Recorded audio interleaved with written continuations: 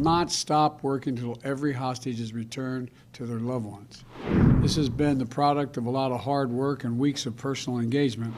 We've been in close contact with the leaders of Qatar, Egypt, and Israel, speaking with each one of them repeatedly over the past few weeks. I'm going to continue working with the Emir of Qatar, President Sisi of Egypt, and Prime Minister Netanyahu of Israel to do everything possible to see the hostages are freed, all the hostages.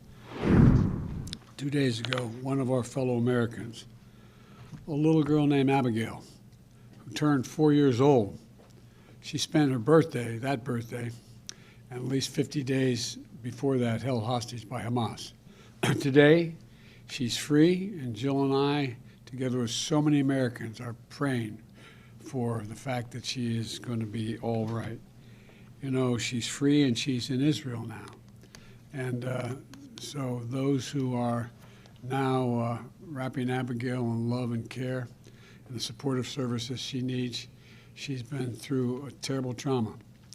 You know, her mom was killed in front of her when her kibbutz was attacked by Hamas terrorists on October 7th.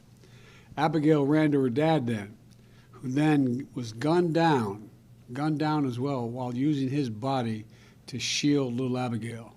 She then ran to a neighbor for help, where they were all taken hostage. That entire house of neighbors were taken hostage by Hamas and held for 50 days.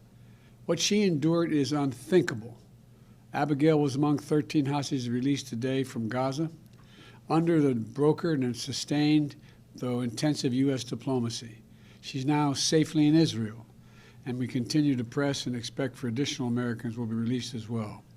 And we will not stop working until every hostage is returned to their loved ones. As I said when I spoke about this deal on Friday, this has been the product of a lot of hard work and weeks of personal engagement for me and my team. We have been in close contact with the leaders of Qatar, Egypt, and Israel, speaking with each one of them repeatedly over the past few weeks to help secure this deal. We spoke again yesterday with the Emir of Qatar, who I owe special thanks to, in order to keep the hostage release on track and push for Abigail to be part of this release. And I'll be speaking again shortly with Prime Minister Benjamin Netanyahu, and we will continue to remain personally engaged to see that this deal is fully implemented and work to extend the deal as well. For weeks, I've been advocating a pause in the fighting for two purposes: to increase the assistance getting into the Gaza civilians who need help, and to facilitate release of hostages. And we know that innocent children in Gaza are suffering greatly as well, because this war that Hamas has unleashed has such consequences. Thousands have been killed, and from the earliest days of this crisis, I've worked closely with President Sisi of Egypt, the Israeli government, King Abdullah of Jordan, and leaders throughout the region to expand the delivery of critical humanitarian assistance to help innocent Palestinians in need who are not part of Hamas. Under this deal, fighting in Gaza has now been paused for 3 days. Over that time, 58 hostages have been released, including the Thai, Filipino, and Russian nationals. Dozens of families have been reunited. And we worked urgently to take advantage of the pause to surge aid into Gaza. We've moved approximately 200 aid trucks into Gaza each day, loaded with food, water, medicine, fuel, and cooking gas. More is needed, but this deal is delivering life-saving results. Critically needed aid is going in, and hostages are coming out. And this deal is structured so that it can be extended, to keep building on these results.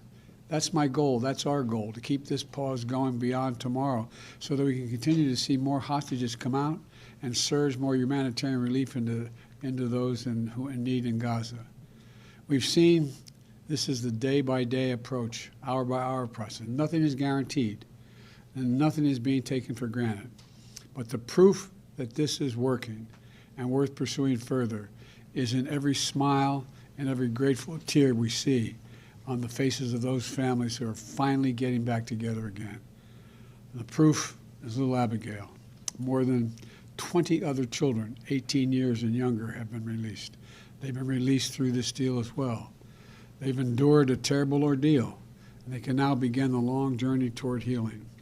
And I'm going to continue working with the Emir of Qatar, President Sisi of Egypt and Prime Minister Netanyahu of Israel to do everything possible to see the hostages are freed, all the hostages. I'm grateful for the personal partnership as we pursued this deal from each of those men I just mentioned. And as we've worked together to see all this implemented, and now to try to extend it further. I'll continue working with all our partners to take the hard but necessary steps to build an integrated and more prosperous and more peaceful future in the region. A two-state solution is the only way to guarantee the long-term security of both Israelis and Palestinian people. To make sure Israel and Palestinians alike live in equal measure of freedom and dignity. We'll not give up on working toward that goal. So thank you very much.